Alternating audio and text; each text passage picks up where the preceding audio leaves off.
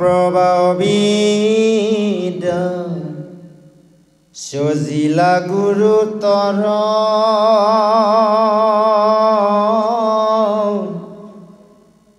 তম মোহ মহামোহ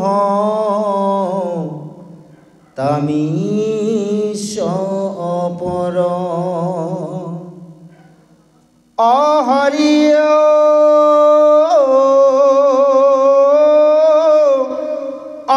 অন্ধতামিশ্বৰ সমে এহি পাঞ্চ হয় তা সম্বাৰ লক্ষণ নিউ মহাশয় স্বৰূপক পাখৰায়ে তম নাম জাৰ মুহে দেহাদিৰ কৰাবয় অহংকাৰ মহামোহে ভোগাদিত ইচ্ছা জন্মাবয়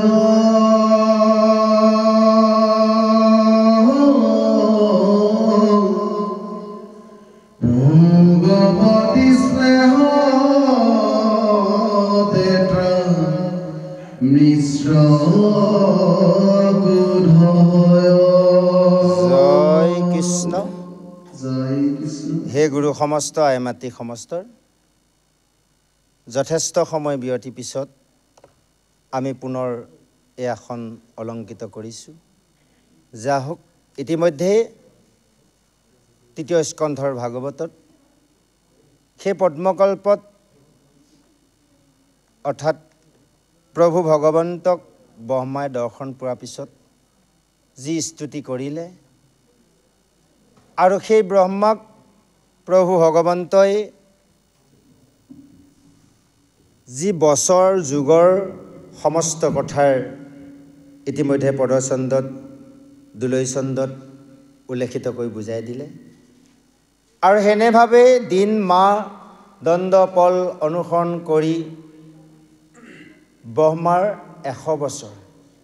এনেভাৱে সেই ভগৱন্তক বাক্য শিৰধাৰ্য কৰি সৃষ্টিকৰ্মত ৰত হ'ল। এই কথাখিনিকে হৰিদ্বাৰত মত্যমুনিয়ে বিদুৰক কৈছে, হেৰ' বিদু, এনেভাৱে ব্ৰহ্মাই 100 বছৰ ভগৱন্ত আজ্ঞাৰ শিৰধাৰ্য কৰি সেইজন ভগৱন্তৰ দায়িত্বৰ পালন কৰি কৰ্ম কৰিছে। আজি ব্ৰহ্মাই ভগৱন্তৰ বাক্যৰ শিৰণত কৰি যি কৰ্ম কৰিলে, সৃষ্টি কাৰ্যত ৰত হ'ল। আমি আচলতে মনুষ্যসকলে সেই ব্ৰহ্মাৰ সৃষ্টিৰ পৰাহে সৃষ্টি। সেইজন পিতামহেও প্ৰভু ভগৱন্ত আজ্ঞাৰ শিৰধাৰ্য কৰি কৰ্ম কৰিছে। আমি কি কৰিছোঁ? নিজাৰ নিজাৰ অধীনত আমি কৰ্ম কৰিবলৈ লৈছোঁ। ইতিমধ্যে ব্ৰহ্মাই পঞ্চপ্ৰভা সৃষ্টি কৰিলে। সেই পঞ্চপ্ৰভাৰ পৰা কি হ'ল? পাপ হ'ল। কিয় পাপ হ'ল? সেইখিনি সময়ত ব্ৰহ্মাই ভগৱন্তক সৃষ্টি কৰা সময়ত একমনে ধ্যান কৰা নাছিল। সেইকাৰণে ব্ৰহ্মা সেই সৃষ্টিৰ পৰা পাপ হ'ল। সেই পাপ হোৱাৰ লগে লগে ব্ৰহ্মাই পুনৰ আকৌ ভগৱন্তক তপস্যা কৰিছে। যে সেই ভগৱন্তক তপস্যা কৰিছে কাৰণ ব্ৰহ্মাই পোনপ্ৰথমে সৃষ্টি কৰিছিল কেইটামান প্ৰতিমা। এতিয়া ইয়াত পঞ্চপ্ৰভা 5টা প্ৰতিমা সৃষ্টি কৰিছিল। সুন্দৰকৈ দাড়ি গোফ লগালে। কিন্তু কথা হ'ল কি, সেই 5জনক ব্ৰহ্মাই কিবা সুধি আছিল, অৰ্থাৎ নিজৰ পুত্ৰকেইজনক কোনেও একো মান নিদিয়ে। প্ৰতিমাকেইটা কথা ক'ব জানো? কেতিয়াও নকৰে। কিবা খাবলৈ দিছে, নেখায়। ক'ৰবালৈ যাবলৈ দিছে, নেযায়। তেতিয়া লগে লগে ব্ৰহ্মাই চিন্তা কৰিল, কিয় মোৰ সৃষ্টি কিয় এনে হৈ গ'ল? লগে লগে ভগৱন্তক আৰাধনা কৰিলে। ভগৱন্তক আৰাধনা কৰাৰ লগে লগে পৰম প্ৰভু ভগৱন্তই আহি ব্ৰহ্মাক ক'লে, হেৰ' বাছা ব্ৰহ্মা, তুমি কিয় মাতিছিলা মোক কোৱা? ক'লে প্ৰভু তুমি সৃষ্টি কৰিব দিলা মই সৃষ্টি কৰিলোঁ মোৰ সৃষ্টি দেখোন কলৈকো নাযায় খাবলৈ দিলেও নাখায় খুদি থাকিলেও নকয় তেতিয়া প্ৰভু ভগৱন্তই এটি মিচিকিয়া হাঁহৰ মাৰি ব্ৰহ্মাক কৈছিল হেৰৌ ব্ৰহ্মা তুমি যি সৃষ্টি কৰিলা ঠিকেই তুমি কি সৃষ্টি কৰিলা এটা পঞ্চভূতি খৰি সৃষ্টি কৰিলা খিতি অপতেজ মোৰ বোম লগত দিলা কি পঞ্চতন্মাত্ৰ ৰূপ ৰস শব্দ গন্ধ স্পৰ্শ 10 হ'ল পাছে পাছে 10 একাদশ ইন্দ্ৰিয় 21 হ'ল 10 11 21 3 গুণ 17 ৰজতম 24 তত্ত্ব 24 তত্ত্বই তুমি এটি খৰি গঠন কৰিলা এই যে কৰি যাওঁতে তোমাৰ সৃষ্টি আনন্দ তুমি মুখ পাহৰি গলা সেই কাৰণে ইয়াত এটাই তত্ত্ব কমি আছে বোলে প্ৰভু সেইটো কি সেইটো আছে আত্মা তত্ত্ব আমাৰ এই খৰিটো 24 তত্ত্ব কিন্তু সৰ্বমুঠ যদি আমি মিলাও আমাৰ 25 তত্ত্ব খৰিটো গঠন হৈছে 24 তত্ত্বই এই 24 তত্ত্ব কৰ্ম কৰাই আছে 24 তত্ত্বক চৈতন্য কৰি চলাই আছে কেৱল আত্মা তত্ত্বই সেইটোহে মূল তত্ত্ব তাক আমি জানি ল'ব লাগিব যেতিয়া সেই প্ৰভু ভগৱন্তই ক'লে বোলে সেইটো ব্ৰহ্মাই সুধিছিল যে প্ৰভু কি সেইটো তেতিয়া প্ৰভুৱে মিচিকিয়া হাঁহৰ মাৰি কৈছিল সেইটো মই নিজেই তেতিয়া সেই যুগ মায়াৰ বলত প্ৰভু ভগৱন্তই আত্মাৰূপে যেতিয়া সেই প্ৰতিমাৰ হৃদয়ত হৃদয়স্থিতি হৈ গ'ল লগে লগে চকু মেলি চাই ব্ৰহ্মাক দৌৰাই লৈ গৈছে 3 তৈলোক স্বৰ্গ মৰ্ত্য পাতাল ব্ৰহ্মাক দৌৰাই লৈ গৈছে তেতিয়া অৱশেষত ব্ৰহ্মাই দেখিলে সৰ্বনাশ কি কৰা যায় প্ৰভুৱে তেতিয়া সেই সময়ত এগৰাকী মহিলা সৃষ্টি কৰিছিল নামটো জানে আইসকলে আপোনালোকৰে কিন্তু অংশ কাৰণ প্ৰভু ভগৱন্তই সৃষ্টি পাতনিত পোন প্ৰথমে আপোনালোক আইসকলক সৃষ্টি কৰিছে আমাৰ এই পুৰুষসকলক নহয় গম পাইছেনে আপোনালোকৰ মহিলা সৃষ্টি কৰিছে অকলশৰে থাকি মই কৰোঁ কোনো কাজ হৃদয়ৰ পৰা কৰি লন্ত মহামায়াক বাছ সেই মহামায়াৰ পৰাই সৃষ্টি সকলো এতিয়া এই সময়ত আকৌ প্ৰভুৱে আৰু এগৰাকী সৃষ্টি কৰিলে মহিলা জানেনে নামটো নাজানে সেইগৰাকী হৈছে সন্ধিয়া সেইকাৰণে কয় কাল সন্ধিয়া সময়টো খুব বেয়া বুলি কয় যে এই যেতিয়া সন্ধিয়াৰ এগৰাকী মহিলা সৃষ্টি কৰি দিলে সেইগৰাকীক দেখাৰ লগে লগে এইকেইজনে ভাবিলে বাহ এইগৰাকী ইমান সুন্দৰ এইটো কিয় দৌৰাই লৈ বুজোঁ এইগৰাকীক বিয়া পাতি থকাই ভাল দেখোন লগে লগে সেইগৰাকীক বিবাহ কৰাই ল'লে কাল সন্ধিয়া সেই 2 দণ্ড সময় বিয়াত বেয়া সময় অৰ্থাৎ বেলি বহালৰ পিছত কাল সন্ধিয়া জানে আমাৰ প্ৰভুসকলে সেই সময়টো 2 দণ্ড সময় 1 দণ্ড হৈছে 24 মিনিট যেনেকৈ আমাৰ এটা খৰি 24 তত্ত্ব যেনেকৈ 24 ঘণ্টাত 1 দিন হয়নে বাৰু তদনুৰূপ সেই 24 মানে মিনিটে 1 দণ্ড 48 মিনিটত 2 দণ্ড এই 2 দণ্ড সময় কাল সন্ধিয়া সময়টো আমাৰ প্ৰতিখন গৃহত গাহস্থৰ ধৰ্মত কেৱল গুৰু গৃহত গুৰু সেৱা চলিব লাগে আমাক গুৰু সেৱা সময় কৰাবোৰ খেলি মেলি হয় আৰু এই 2 দণ্ড সময়ত গৃহখনত চৌকা জ্বলিব নালাগে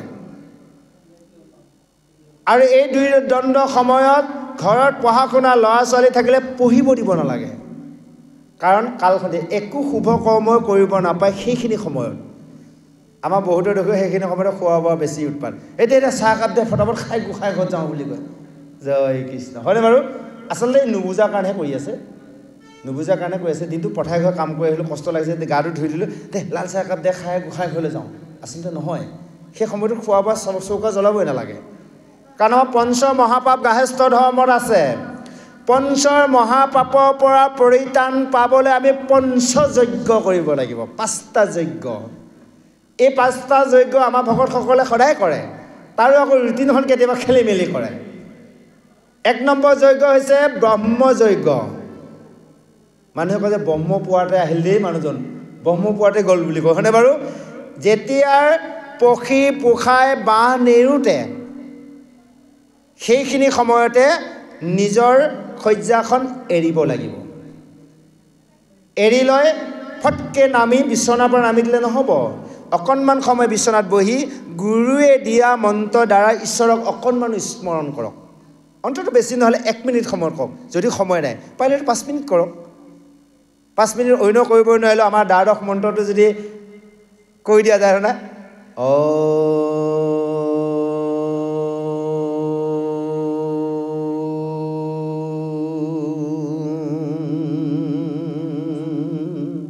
ওমকাৰ কৰক নহ'লে নমো ভগৱতী বাসুদেৱায় কিবা এটা কৰক ঈশ্বৰৰ নাম ল'লেতো তাৰপিছত লাহেকৈ বসুমতী মাক চিন্তা কৰি ভগৱন্তক হৃদয়স্থিতি কৰি বসুমতী মাক চিন্তা কৰি এবাৰ পৃথিৱীত ভৰিখন পেলাব হে বসুমতী মা এই দিনটোৰ বাবে তোমাৰ বুকুতে খোজটো পেলালোঁ যাতে এই দিনটোত মই নিজৰ বিষয়ৰ কৰ্মত যাওঁতে যাতে তোমাৰ কিবা যদি দুখ পোৱা সেইকণ তুমি মোক ক্ষমা কৰিবা পুত্ৰ বুলি আমি সাধাৰণ থুলমূলকৈ কৈছোঁ আমি কৈ থকা ভাৱনাবোৰ কৈ আছোঁ গুৰুৱে দিয়া মন্ত্ৰটো প্ৰত্যেক আছে এয়া হ'লে প্ৰথম আমাৰ ব্ৰহ্মযজ্ঞৰ পিছত আহিলে স্নান যজ্ঞ আমি দ্বিতীয় যজ্ঞ কৰিব লাগিব স্নান যজ্ঞ অৰ্থাৎ শৌচ পেচাব কৰি গা পা ধুব লাগিব 3 নম্বৰ যজ্ঞ হ'ল দেৱ যজ্ঞ কোন দেৱ কৃষ্ণ একদেৱ দুখহাৰী কাল মায়া দুই অধিকাৰী তেতিয়া কৃষ্ণ সেৱা গুৰু সেৱা হ'ব গুৰু সেৱা মচি খাচি লৈ গা পা ধোৱাৰ পিছত মচি খাচি লৈ গুৰু সেৱাত লাগি গ'লোঁ তেতিয়া আমি ভগৱন্তক জগাব লাগিব জাগৰণ গাব লাগিব তেজৰে কমলাপতি গাওঁ নহয় জানো বাৰু জগাই লৈ প্ৰসংগ কৰক কীৰ্তন কৰক সেই সময়খিনি কৰাৰ পিছত 2 নম্বৰ 3 নম্বৰ গ'ল 4 নম্বৰ আহিলে আপোনাৰ নিৰ্যজ্ঞ অৰ্থাৎ জ্ঞান যজ্ঞ তেতিয়া গুৰু গৃহৰ পৰা ওলাই সকলো ল'ৰা ছোৱালীকে জ্ঞান দিব লাগিব পিতৃসকলে এই দিনটো অমুক গ'লে ভালদৰে মানুহৰ লগত বেয়া কথা নালাগিবি বেয়া মান নকবি কোনোবাই কিবা ক'লেও একো নকবি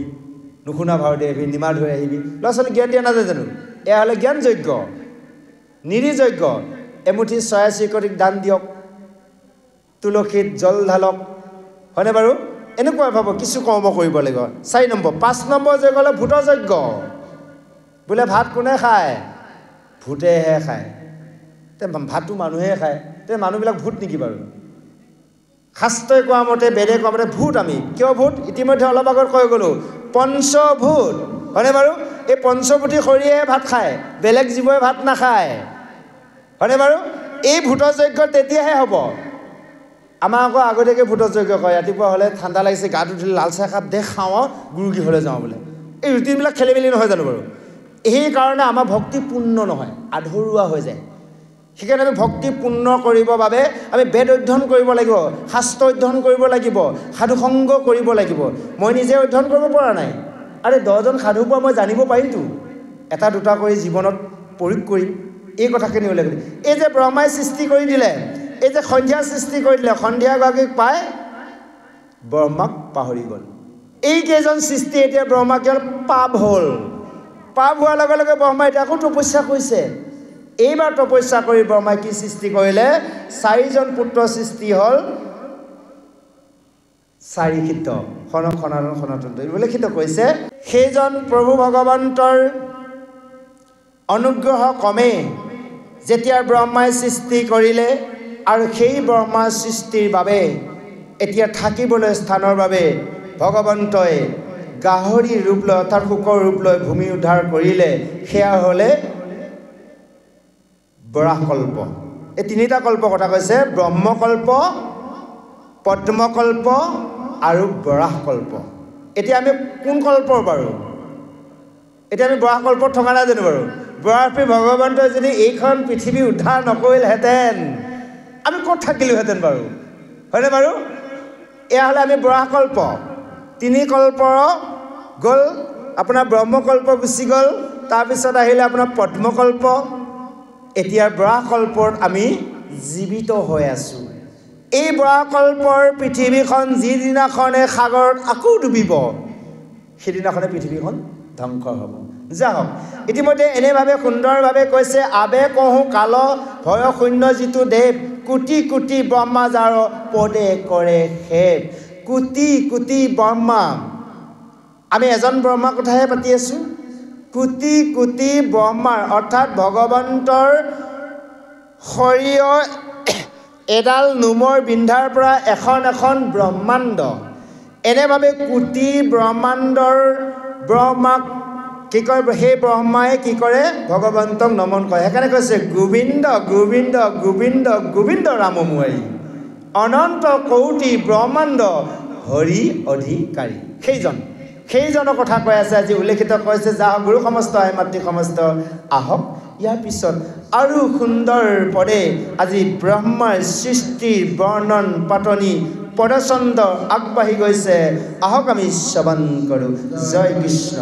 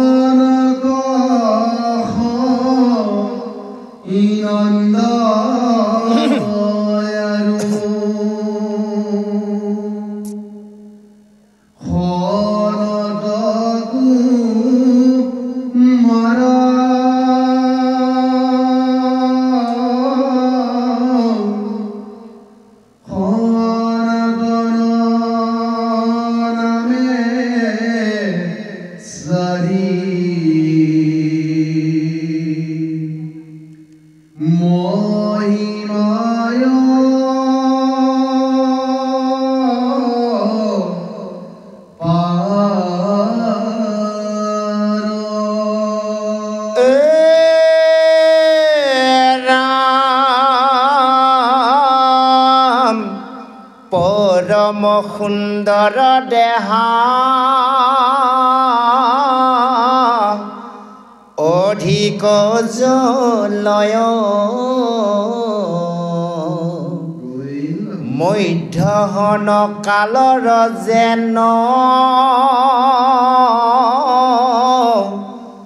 আদিতৰ নয় ভৈলা খবে নৈথিক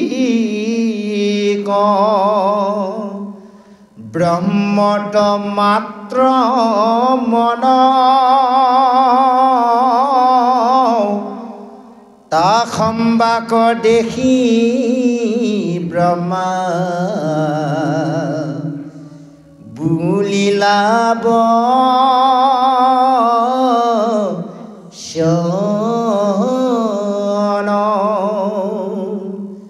শুনিও পুত্ৰ পুত্ৰ সম মুহুৰ উত্তৰ এহি স্থানে তোৰা সবে প্ৰজা সৃষ্টি কৰোঁ এহি শুনি একোজনে নকৰিলা ইচ্ছা যাদু তাৰা সকলে সমস্তে দেখে মিছা পুত্ৰৰ বৈকা দেখি ব্ৰহ্মাৰ দেৱৰে পৰম দুষ্মগুৰ জ্বলি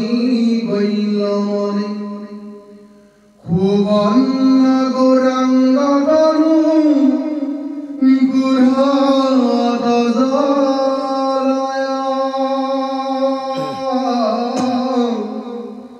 মূৰ্তি মন্ত্ৰয় অগ্নি যেন প্ৰকাশক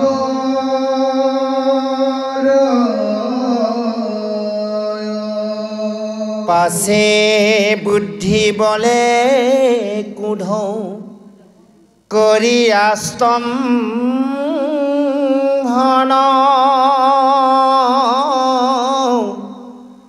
তাতে ব্ৰহ্ম মধ্যহন্তে ভৈল দৰীখন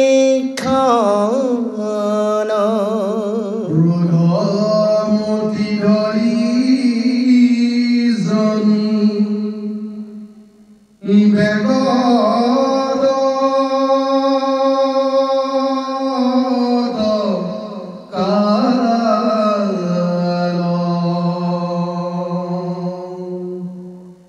নীল ৰক্ত বৰ্ণ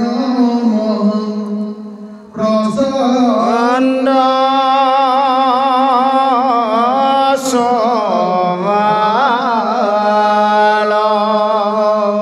জয় কৃষ্ণ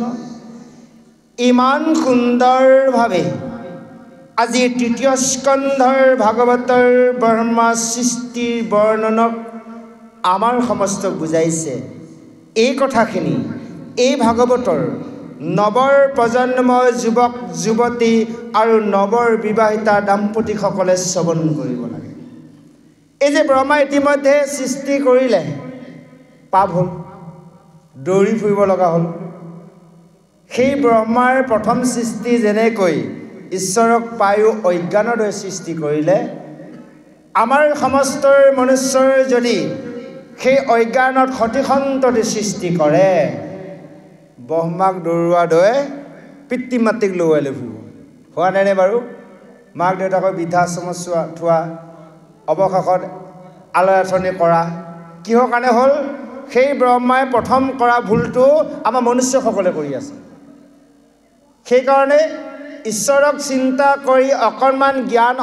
উপাৰ্জন কৰি যদি সংসাৰৰ সৃষ্টি কাৰ্যত ৰত হোৱা যায় সৃষ্টি কেতিয়াও বিনাশ হ'ব নোৱাৰে আজি উল্লেখিত কৈছে সেই ব্ৰহ্মাই যেতিয়াৰ এইজ 5 জনৰ পৰা পাপ হ'ল হোৱাৰ লগে লগে তেওঁ প্ৰভু ভগৱন্তক স্মৰণ কৰি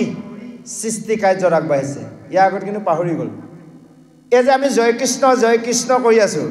ব্ৰহ্মাই ডবল জয় কৃষ্ণ দি আজি সৃষ্টি পাতনিত আগবাঢ়িছে যে ব্ৰহ্মাই এনেভাৱে সেই ভগৱন্তক স্মৰণ কৰিছে তেওঁ কৈছে প্ৰথমে বিধি জয় জয় কৃষ্ণ স্মৰি সজীৱে লাগিলা প্ৰজা চিত থিৰ কৰি জয় জয় কৃষ্ণ বুলি আৰম্ভ কৰিছে আৰু সেই তেতিয়া তেওঁ 4জনক পুত্ৰক জন্ম দিলে সেয়া হ'লে চাৰিখিদ্ধ সনক সনন্দ সনত কুমাৰ আৰু সনাতন এই 4জন দেখাত ইমান সুন্দৰ ৰূপে গুণে অতুলনীয় সেই 4জনক দেখি নিজৰ পিতৃ ব্ৰহ্মাই চাৰিখিদ্ধক কৈছিল হেৰৌ পুত্ৰসকল মই তোমালোকক সৃষ্টি কৰিলোঁ এতিয়া তোমালোকে সৃষ্টি কৰা সেই চাৰিখিদ্ধৰ ইমান জ্ঞানী আছিল ইমান বৈষ্ণৱ আছিল তেওঁলোকে 4জনে ক'লে হে পিতৃ আমি তোমাৰ বাক্য ৰাখিব নোৱাৰিম কাৰণ আমি এই 4জনে কেৱল আমি ঈশ্বৰক ধ্যান কৰিম আমি সংখ্যা নকৰোঁ যেতিয়াৰ পুত্ৰসকলৰ পৰা এনে মানে বাক্য শুনাৰ লগে লগে ব্ৰহ্মাৰ ক্ৰোধত জ্বলি উঠিল সেই ব্ৰহ্মাৰ যেতিয়া ক্ৰোধ ভাৱ উৎপত্তি হৈছিল ব্ৰহ্মাৰ ক্ৰোধৰ ভুৱৰ মধ্যৰ পৰা কোনোবা এজন জন্ম হ'বলৈ গৈ আছে এতিয়া কোনবা জন্ম হ'ব আহকচোন বাৰু প্ৰভুজনৰ কণ্ঠে আমি শ্ৰৱণ কৰোঁ জয় কৃষ্ণ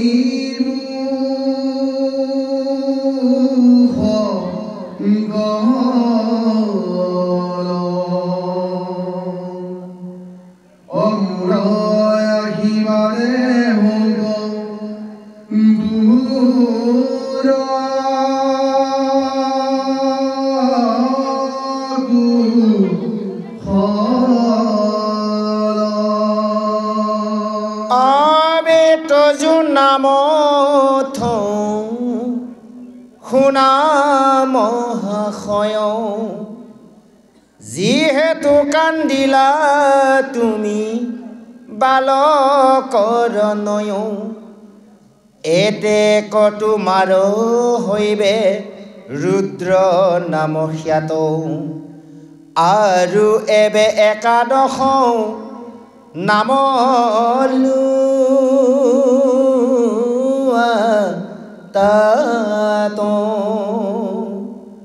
ঋতুধ্বজ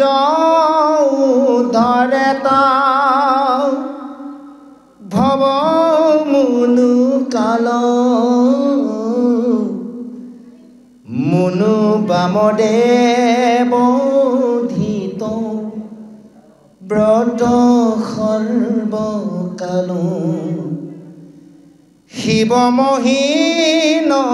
নাম মহান আৱৰ এবে একাদশ পত্নী তুমি হৰ এই যে ব্ৰহ্মাৰ ক্ৰোধৰ পৰা ভুৱ মধ্যৰ পৰা সৃষ্টি হ'ল ৰুদ্ৰ অৰ্থাৎ হৰ সাৱধান এতিয়া ক্ৰোধ ভাৱৰ পৰা সৃষ্টি হ'ল ৰুদ্ৰ সেইকাৰণে কয় মানুহে বোলে বাপেক মাক ইমান ঠাণ্ডা ল'ৰাটো ইমান খং হয় না কাৰ খঙত আহিবা সন্তান জন্ম দিলে বুজি পালেনে আমি এতিয়া কৈ আছোঁ কথাবোৰ শাস্ত্ৰ মাধ্যমৰ কথা আমাৰ ব্যক্তিগত ক'ব লগা একো নাই একোৱেই নাজানো আমি যে জীৱনত আমি নিজৰ ঘটি যোৱাৰ ঘটনাবোৰ আনৰ দেখি থকাৰ দৃশ্যবোৰ আৰু ভৱিষ্যত কি হ'বলৈ গৈ আছে শাস্ত্ৰৰ অধ্যয়নৰ মাধ্যমে বুজি পোৱা গৈছে যে সেইজনৰ জন্ম পোৱাৰ লগে লগে কান্দিছে আৰু ব্ৰহ্মাক কৈছে হেৰ পিতৃ মোৰ নাম কি কোৱা আৰু মোক ঠাই দিয়া জন্ম পায় জাগা বিচাৰিছে আৰু নামটো কি সুধিছে তেতিয়া ব্ৰহ্মাই সেইজনক কৈছে যিহেতু তুমি জন্ম পায় কান্দিবলৈ ললা তুমি বালক নহয় সেইকাৰণে তোমাৰ নাম দিয়া হ'ল ৰুদ্ৰৰ হিচাপে সকলোৱে জানিব তোমাক তুমি যদিও হৰ তোমাক ৰুদ্ৰৰ হিচাপে সকলোৱে জানিব আৰু শুনা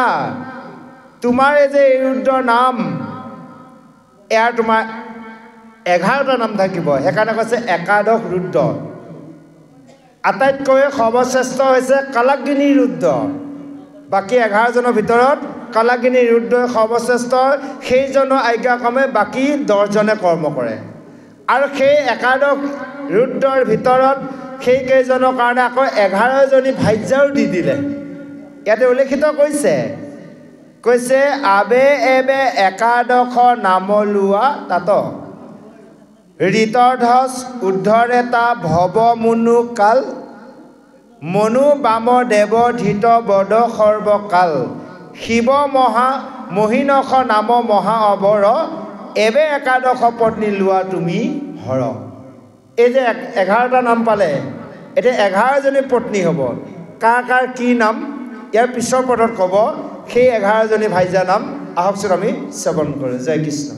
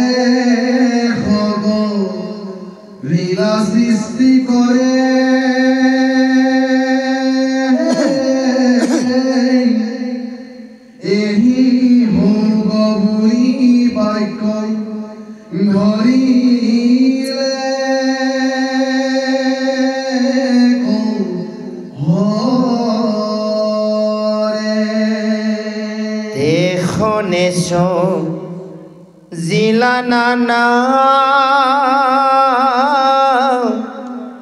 বিধ প্ৰজাশয়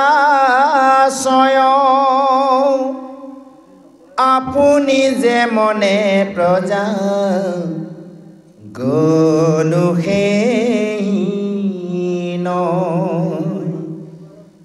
ভূত পেট পিশাচ প্ৰচণ্ড মহাখল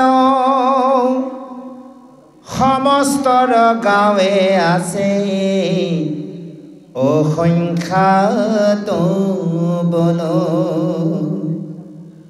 অ হৰি অ ৰাম কটু খবৰ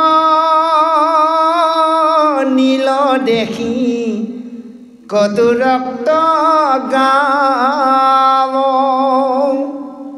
সমস্তৰে উগ্ৰ তীব্ৰ দুৰ্জন স্বভাৱ কটু বহু পাও কটু তিনি চাৰি ভৰি চকু প্ৰকাশয় ঘূৰ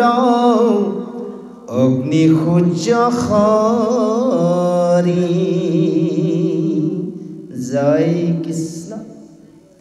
এতিয়া সেই একাদশ ৰুদ্ৰৰ বাবে 11জনী পত্নী দিলে সেই কেইজনীৰ নাম হৈছে উমা আপোনালোকৰ মাজত আছে নেকি নাজানো দেই আইসকলৰ ভিতৰত এই 11গৰাকী ৰুদ্ৰ যদি কোনোবা ভাইজা আছে নাজানো আৰু উমা ইৰা অম্বিকা ৰসমুল্লা ইৰাৱতী শ্ৰদ্ধা দীক্ষা চণ্ডী সপী আশ্ৰয় আৰু স্বধিতি এই 11জনী ভাইজা দিলোঁ আৰু লগতে তুমি যে মোক ঠাই বিচাৰিছিলা তোমাক 11টা ঠাই দিলোঁ তাৰমানে 11জনৰ বাবে 11খন গৃহ বা 11 কথা আজিকালি কথা ক'ব লাগিব বিঘা মাটি দিয়া শক্তি নাই আৰু ন 11ৰ কথা দিলোঁ একথা এটা এটা ঘৰ বান্ধিলোঁ অৰ্থাৎ ক'ত দিলে কৈছে বায়ুত দিলোঁ বায়ু জল মহী অৰ্থাৎ পৃথিৱী অগ্নি হৃদি ইন্দ্ৰ প্ৰাণ সূৰ্য চন্দ্ৰ তপ আকাশত দিলোঁ ঠাই এই 11 ঠাই দিয়াৰ পিছত তোমালোকৰ নিজৰ ভাইজাক লৈ তোমালোকে কি কয় প্ৰজা সৃষ্টি কৰা এতিয়া কোনে দিলে এখন আজ্ঞা ব্ৰহ্মাই ৰুদ্ৰক ক'লে যে একাদশ ৰুদ্ৰক ক'লে 11জনীক বিয়া পাতি দিলোঁ সংসাৰ কৰা ধুনীয়াকৈ চলা মোৰ দায়িত্ব সেইটোৱে আৰু হয়নে বাৰু ল'ৰা ছোৱালী সতি জন্ম দিয়াৰ পিছত সৰু পোৱা হয়নে বাৰু কোলাই বকচাই খুৱাই বোৱাই পিন্ধাই পঢ়াই শুনাই ডাঙৰ কৰাৰ পিছত এঘৰলৈ দিলে কইনাজনী হ'লে ল'ৰাটো হ'লে এগৰাকী আনি দিয়াৰ পিছত তাক আৰু চাই থাকিব লগা মাক বাপেকৰ দৰকাৰ নাই আৰু এগৰাকী যেতিয়া আনি ল'লে তেওঁ এজন গৃহস্থ হ'ল তেওঁৰ দায়িত্ব বাঢ়িল মাক দেউতাকৰ ওপৰত ডিপেণ্ড কৰাৰ কোনো প্ৰয়োজন নাই এই কথাটো উল্লেখিত কৈছে ধুনীয়াকৈ কৈছে তোমালোকে এতিয়া প্ৰজা সৃষ্টি কৰা এতিয়া চাওকচোন এই যিজন কুধৰ পৰা জন্ম খঙৰ পৰা তেওঁ ল'ৰা ছোৱালীবোৰ কেনেকুৱা হ'ব চিন্তা কৰচোন হয়নে বাৰু তেওঁ ল'ৰা ছোৱালী কেনেকুৱা হ'ব ভালজনৰ ভাল হ'ব বেয়াজনতো বেয়াই হ'ব এতিয়া গোটেইবোৰ কি সৃষ্টি কৰিলে কৈছে ভূত পেট পিশাচ এইবোৰ এতিয়া সৃষ্টি হৈ গ'ল আৰু যেন বাপেক মাক যেনেকুৱা হ'ব পুতেকৰ মাকৰ ল'ৰা ছোৱালী তেনেকুৱা গুণ থাকিবই বাপেক যদি ভকত পুতেকে যদিও দুজন হয় তথাপিতো অকণমান হ'লেও ভকতি গুণ কমকৈ থাকিব বেছি নাথাকে কিন্তু বেয়া গুণটো বেছি থাকে কিন্তু ভালটো আমাৰ বেছি আনিব লাগে তে উদাহৰণস্বৰূপ অহংকাৰ কৰা নাই ভগৱন্তৰ কৃপা আমাৰ দেউতাৰ পাঠেকৰ নামতি আছিল দেউতাৰ ঢুকা আজি 20 বছৰ ওপৰত হৈ গ'ল তাৰ আছিলে তেখেতে নাম পাঠ চব কৰে আমি সৰু আছিলোঁ নাজানো ক্লাছ 8ত পঢ়ি থকাৰ পৰা ভাল লাগিলে অকণমান নাম গাবলৈ শিকিলোঁ সিফালে বাবুলি কলিতাই নাম গাব শিকিছে আমি ইফালে শিকিছোঁ এবছৰ আগপিছ আৰু একেলগে বহু বছৰ নাম গালোঁ বাৰু এতিয়া বাদ দিলোঁ বহুত দিন হ'ল নাম গোৱা বহু বছৰ হ'ল যা হওক তেতিয়াৰ মানে কি নাম গাবলৈ শিকিলোঁ জানি অজানতে নাম ঢেৰ গাই ফুৰিলোঁ নামৰ নটো ভালকৈ নাজানো মহিমা কিন্তু গাব জানো মুখ মেলি দিলে দিন ৰাত চেকেম 7 দিন 7 ৰাতি গাই থাকোঁ আৰু তেনেকুৱা তাৰমানে একোৱেতো নাজানো খোৱাৰো বিচাৰ নাই, কৰ্মও বিচাৰ নাই, নাম গাবলৈ গাওঁ, ক'ৰবাত মাতে গাবলৈ যাওঁ, ধাম ধুম গাওঁ, ধেৰ কিবা অংক কৰোঁ। আজিকালি জানে নহয় কলি অমৃত, জানে পাতৰ আহিব, ফোন কৰিব পাতৰ কোনটো ব্ৰেণ্ডৰ চলিব, এই ভাল ব্ৰেণ্ড এটা আনি থৈ দিব বুলি মোক যাই পোৱাৰ লগে লগে বুজি পাইছে নহয়, ক'ৰ পাতৰ এই গায়কৰহে খাব, সেই আগতে অকণমান দিলে ভাল লাগিব বুলি মোক। তে চাব দে প্ৰভুসকল আইসকল, নজনা কাৰণে আমাক জনাই দিয়া নাছিল, আঙুলিয়ে দেখুৱাই দিয়া নাছিল। সেই সময়ত গ'ল, দেউতা ঢুকাল, মা ঢুকাল, ডাঙৰ দাদা পাঠেক আছিল, তেওঁ সুন্দৰ বৈঠকী আছিল, তেওঁ ঢুকালে, সৰু দাদাও নামতি আছিল, তেওঁ ঢুকালে, মাজু দাদাকৈ কোনো পক্ষতে নাই এই বিভাগত। মোৰ এইটো মনৰ ভাৱনা আহিল, প্ৰতি সম্পত্তি পুত্ৰসকলৰ অধিকাৰ আছে, হয়নে প্ৰভু? প্ৰতি সম্পত্তি পুত্ৰসকলৰ অধিকাৰ আছে, বাপেকে নিদিলেও পুতেকসকলে দাবী কৰি কৰি বিচাৰে। আজিকালি কথা কৈছোঁ। তে মই ভাবিলোঁ প্ৰতি সম্পত্তি হিচাপে মোৰতো অধিকাৰ আছে, দেউতাই যদি নামতি পাঠেক হয়, জানিতে বা নাম গাঁৱেই আৰু অলপ চলপ ফুলে চুকে, পাঠ কিন্তু মই গাব লাগিব ভাবি ল'লোঁ মনতে। তেতিয়া আকৌ গুৰুৰ শৰণ ভজন নাই, তে পাঠ গাব লগা হ'লে জানো যে ভাগৱত চাব লাগিব, কীৰ্তন চাব লাগিব, গীতা চাব লাগিব, নাই এইটো শৰণ ল'ব লাগিব।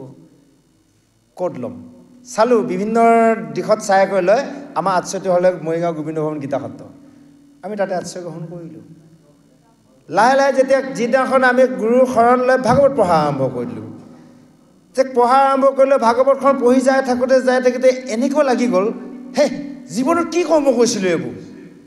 এই ভাগৱত যদি নিজে নপঢ়িলোহেঁতেন, শুনি থাকিলোহেঁতেন, বুজি নাপালোহেঁতেন। বা এনেকুৱা ভাগৱত অনুষ্ঠানলৈ নাযাওঁৱেও। ৰজগুণত থকা মানুহ এজনে, কলি অমিত খোৱা মানুহ এজনে এই ভাগৱত শুনি থাকিব নেকি?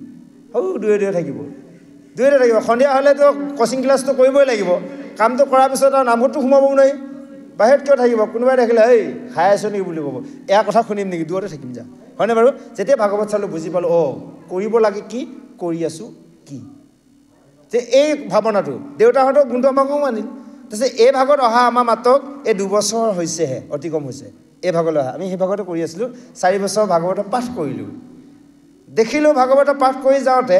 আমাৰ বিভিন্ন ব্যাখ্যাসকলে নিজে আমি যে কীৰ্তন কৰি যাওঁ পদকেইটা এটাও ব্যাখ্যা নকৰে। আজি চিঞৰি কৈছোঁ, কোনোবা ক'ৰবাত শুনি বেয়া পালেও পাব, যদি তেনেকুৱা কোনোবা ব্যাখ্যা কৰা আছে এই এলেকাত, আমি নাজানো, যিমানখিনি আছে ব্যাখ্যা চবকে চিনি পাওঁ যাওক। তেতিয়া দেখিলোঁ পদ যি মাতিলোঁ এটাও পদৰ ব্যাখ্যা নকৰোঁ, ক'ৰ কথা, ঘৰ বাৰীৰ কথা, বা কিবা কথা আনি আলোচনা কৰি দিওঁ, দেশ বিদেশৰ কথা, ইয়াতো ভাগৱতত লিখা নাই। আমাৰ মনৰ ভাৱনাটো এনেকৈ যদি ভাগৱত ব্যাখ্যা কৰে, এই শাস্ত্ৰখনত কি লিখা আছে পঢ়োতাজনেহে জানি আছে, নপঢ়াজনে শুনাসকলেদি বুজি পোৱা নাই, ভাগৱতে লিখা আছে বুলি ভাবিব, সমাজ বিধ্বস্ত হৈ যাব। আমাৰ ভাৱনাত ভাবিলোঁ নাই, অকণমান অধ্যয়ন কৰোঁ। যেতিয়া অধ্যয়ন কৰিবলৈ ল'লোঁ, আমাক অলপ প্ৰেৰণা দিয়া আছিল আমাৰ গুৰু, ব্যাখ্যা গুৰু বাৰুকাটা ধ্ৰুৱজ্যোতি ডেকা। তেখেতে ক'লে, প্ৰভু আপুনি পাৰিব, আপুনি নাম গাই ফুৰা নামতি আপোনাৰ কণ্ঠত যিমান নাম আছে, যিমান জানে। যেতিয়া দেখিলোঁ পঢ়ি যাওঁতে দেখিছোঁ, মই জীৱনত গাই থকা নামবোৰ দেখোন এই ভাগৱতৰ পদে পদে দি আছে, তাৰ নামৰ তত্ত্বটো মই বিচাৰি লোৱা নাই, গাই আছোঁ তত্ত্ব বিচাৰি লোৱা নাই। তেতিয়াহে লাহে লাহে নিজৰ মানে জ্ঞান এটা আহিছে, অহাৰ লগে লগে লাহে লাহে এই ভাগৱতৰ আসনলৈ, এই ভাগৰ আসনলৈ আমি আকৌ ভগৱন্তৰ কৃপাত আপোনালোকৰ আশীৰ্বাদতহে আহিব পাৰিছোঁ। এনেকৈ অকণমান কওঁ, আপোনালোকে যেনেকৈ মাতিলে তেনেকৈ মাতে, কোনো 2-4 যাওঁ, আমি প্ৰগ্ৰেম কৰোঁ, যা হওক। এতিয়া উল্লেখিত কৰিছে, সেই ভূত প্ৰেতবোৰ সৃষ্টি কৰিলে, আৰু সেইবোৰ ভূত প্ৰেত সৃষ্টি কৰা তেওঁলোকৰ দেখাত আকৌ আকৃতিবোৰে বেলেগ বেলেগ, কাৰোবাৰ 3খন ঠেং, কাৰোবাৰ 3টা চকু, হয়নে বাৰু? দেখাত কেনেকুৱা, দেখিলেতো আচৰিত লাগে। উল্লেখিত কৈছে সমস্ত ভূত প্ৰেত পিকাচ প্ৰচণ্ড মহাখল সমস্তয়ে গাঁৱে আছে অসংখ্যত বল, ইমান শক্তি, বহুত শক্তি সেইসকলৰ। কটু খবৰ নীল দেখি কটু ৰক্ত গাঁও, সমস্তয়ে উগ্ৰ তীব্ৰ দুৰ্জনৰ স্বভাৱ, কটু বহু পাওঁ কটু 3-4 ভৰি, চকু প্ৰকাৰৰ দেশ অগ্নিসূৰ্য কৰি, চকুকেইটা গুৱাই দিলেই বোলে জুই জ্বলি যায়। এইসকল চাওক, কাৰ পুত্ৰ? ৰুদ্ৰ পুত্ৰ, অৰ্থাৎ হৰপুত্ৰ। ইয়াৰ একাদশ ৰুদ্ৰৰ 11গৰাকী ভাইজাৰ, তেতিয়াহ'লে তেওঁলোকৰ কিমান বা পুত্ৰ আছে। সেইকাৰণে এই কাল সন্ধিয়া সময়টোত শিৱৰ অনুচৰসকলে ভ্ৰমণ কৰে, বুজি পাইছেনে? এই ভূত প্ৰেতসকল এই 2 দণ্ড সময়ত যে আমি ক'লোঁ গুৰু সেৱা কৰাৰ সময়, এই সময়টোত শিৱৰ অনুচৰসকলে ভ্ৰমণ কৰে। সেইকাৰণে এই সময়টোত আমাৰ কোনো গৃহৰ পৰা কোনো কলৈকো ওলাব নালাগে। আপোনালোকে চাব, বাই এক্সিডেণ্টবোৰ যে ঘটে সেইখিনি সময়তে ঘটে বেছি, ক'ৰবাত কোনোবাই চাইকেলে বাইকে খুন্দিয়ালে গাড়ীয়ে খুন্দিয়ালে ক'ৰবাত কোনোবাই পৰিলে কিবা হ'লে এই কাল সন্ধিয়া সময়টো খুব বেয়া তাতো যদি কেতিয়াবা ক'ৰবালৈ যাব লগা হৈছে ঈশ্বৰক হৃদয়ত হৃদয়স্থিতি কৰি চিন্তা কৰি মুখত নাম লৈ যাত্ৰা আৰম্ভ কৰক সেই যাত্ৰা কিন্তু মংগলময় হ'ব এই যাব লাগে বুলি দৌৰি চাইকেলখনত উঠিলে চেণ্ডালহে পৰিলে উঠাই নুঠে আকৌ উঠাই পেডেল মাৰি লাগিল বোলে ধুতিখনে ফালিলে কথাটো কৈছোঁ ঈশ্বৰৰ নাম লোৱা নাই সদায় বাইকখন ষ্টাৰ্ট দিলে ষ্টাৰ্ট হয় আজি ফটাফট যাবলৈ বাইকখনে ষ্টাৰ্ট নহয় ধৰ বুকিবৰ কাৰণে হ'বনে বাৰু কাৰণ কিয় ঈশ্বৰক চিন্তা নাই বাবে ঈশ্বৰে সেইখিনি বিমংগল দেখা আছে ঈশ্বৰক চিন্তা কৰি এবাৰ উঠকচোন ক'ত নিব লাগে ঈশ্বৰলৈ যাব আমিতো নিজে যোৱা শক্তি নাই আত্মাৰ পৰা ঈশ্বৰ আছে ঈশ্বৰক এবাৰ ভাবাৰ লগে লগে ঈশ্বৰ মোক ক'লে যেতিয়া দায়িত্ব দিলে মই যাবই লাগিব আজি ব্ৰহ্মাহৰে যেনেকৈ দায়িত্ব পালন কৰিছে আচলতে ভগৱন্তই কাৰো দায়িত্ব পালন নকৰে ভকতৰ বাক্য পালন কৰে ভগৱন্ত যদিও স্বাধীন কিন্তু ভকতৰ ওচৰত পৰাধীন কেৱল ভকতে ভক্তি বলত ভগৱন্তক উঠা বহা কৰিব পাৰে যেনেকৈ আমি ভগৱানক খুব ভয় খাই কৰ্ম কৰোঁ ভগৱন্তই একান্ত ভক্তজনক ভয় খায় যে ভক্তজনে মোক মাতিলেই যাব লাগিব কোন ঠাইত বাৰু মাতে ভগৱন্ত ৰেডি হৈ থাকে তদনুৰূপ আজি এই একাদশৰ পৰা এই ভূতপ্ৰেত সৃষ্টি হ'ল আহক সেইসকল ভূতপ্ৰেতৰ পিছত আৰু সুন্দৰ পদে আগবাঢ়িছে